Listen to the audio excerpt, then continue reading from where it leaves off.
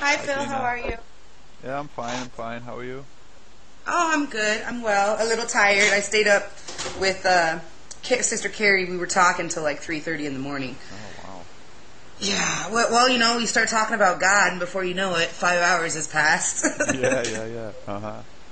Yeah, that's the thing when you're talking about an almighty subject. It never ends.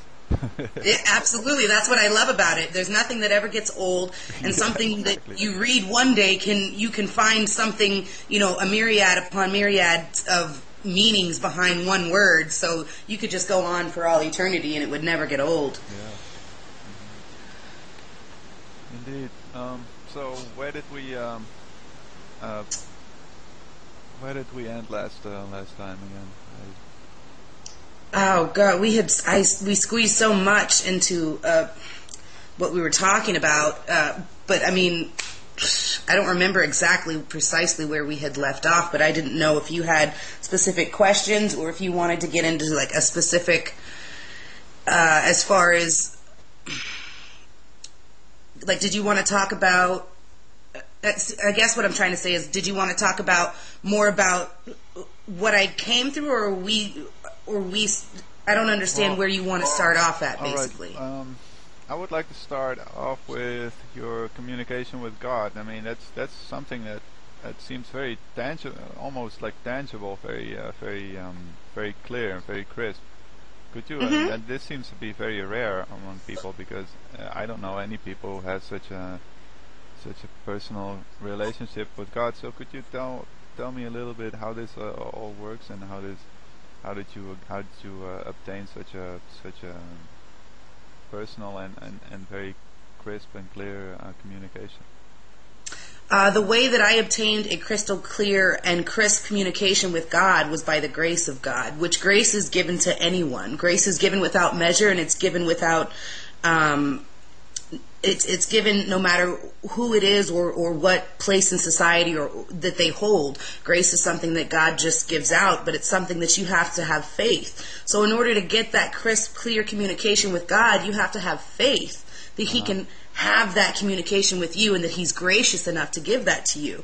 The communication that I or that someone would coincide Moziah with having communication with God as we do on a daily basis can happen for any human being. Anybody who is truly seeking God can pray for a spiritual ear. They can pray that they can hear God. And now when I say I hear God, I have never, unfortunately, but I will one day hear God audibly as Moziah has.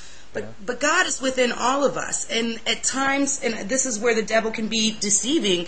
You could almost think that it's yourself. It's within Yeah. your subconscious. It's within your very Yeah. self. But That's I the don't thing. hear him. That's the thing. That inner voice that might very well be God talking to you, although it is for all practical purposes yourself. I mean, well, you automatically assume that it's yours because that's how individuality works. But if God resides within you and Jesus within you, it might as well be Jesus or God talking to you.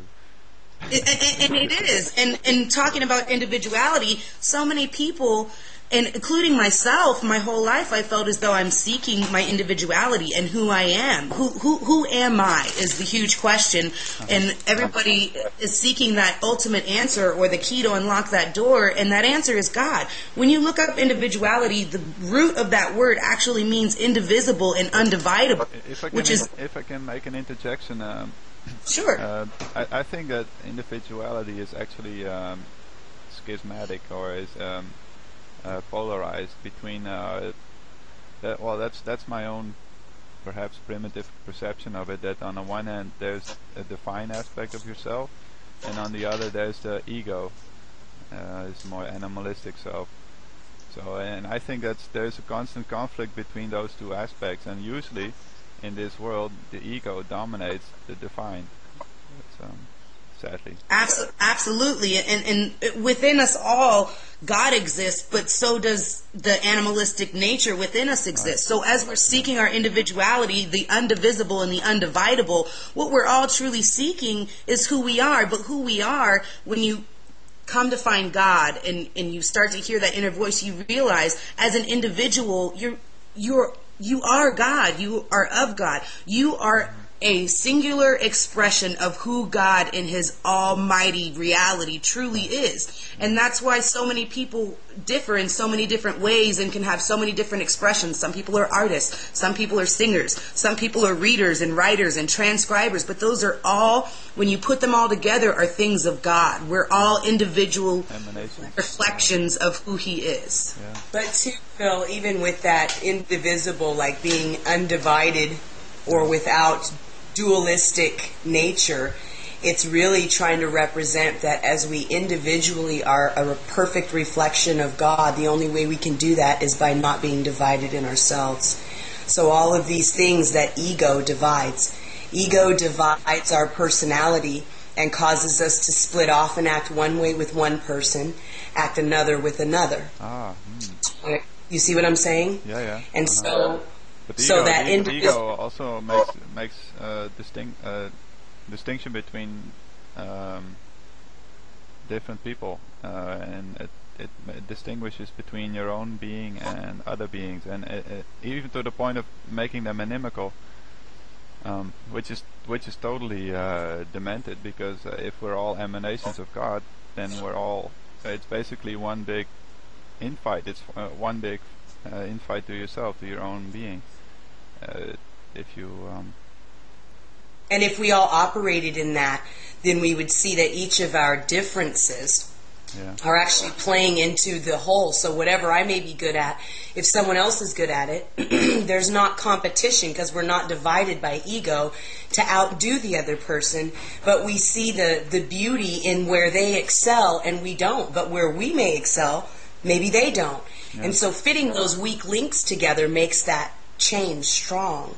But instead we're taught to divide in another way, where we're trying to outdo our neighbor, trying to be better than our neighbor. In school we're taught competition to divide, who the top of the class is, what ones are the most highly regarded scientists, as opposed to there's a lot of other people out there, they just haven't been recognized. But if we could put all of our efforts together, which the only way we can do that is inner work. As we go in and kill these these egos that divide us, and we see that we're all in many, we're one. And that's on the back of the dollar bill, and the Masons took that, and the Illuminati, to twist it and mean something else. But you know what it says, the pluribus et unum. Yes. One universal fascism would Leo advocate, probably. You either love or you'll be killed. Right. Yeah, that makes perfect sense. So, anyways, go ahead. No, that's okay. But I was thinking of something. I'm sorry, I get tongue-tied very easily. I get very excited when I'm talking about God. So I tend to stumble over my words. I need to become better at not jumbling my words. But anyhow, and I think I wanted to go back and touch on something we were talking about last time, which was how do you live your life for God? And I had a little bit of time to pray about it and think about it. And to me, the way that society is now, not just society as a whole, but us as people, we are so taught to live externally. And I'm not just talking about living internally, but externally as far as the things that we do for other people, or anything that will keep us from looking at ourselves or our own life, which we're taught even in the Bible, we're to do good unto others and help the poor and help other people, which is right. Yes, it's right, but we can't do that in the right form until we go inside ourselves.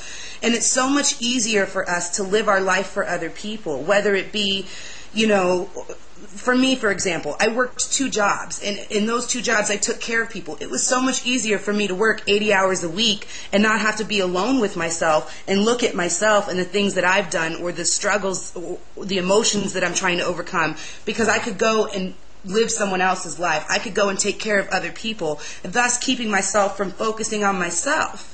I lived my whole life trying to appease somebody else. My whole life even was lived for my father, even after he died. I did everything I could for my father. I didn't live my life for me. And so now coming into this new light, it's completely different. I have to learn I have to learn how to live my life for me under God, not anyone else. I struggled to appease him and make him proud. And even after he passed away, the one thing before my father passed away that he said to me was, "Whatever you do, Mija, please graduate high school." Now, my father passed away long before I graduated high school because I dropped out several times and the other issues that came interwoven with that. But at 21 years old, I was working 2 jobs, 80 hours a week, went back to high school, and I got my diploma. And honestly, it was the saddest day of my life. I should have been joyous and excited and happy, which I was to a degree, but my dad wasn't there to see it. He didn't see how hard I worked to do the things that he had asked me to do, and it killed me. But it shouldn't have killed me, because everything that I do should be for the glory of God and for myself. So we all have to, before we're trying to go out and do these works out in the world and help other people, we have to help ourselves and become whole and complete within ourselves first, or the work that we're doing is going to be unwoven as we're doing it. And just, wait, let me make a side note to that. The sidebar isn't don't stop helping people during the interim of inner work, for the sake of, well,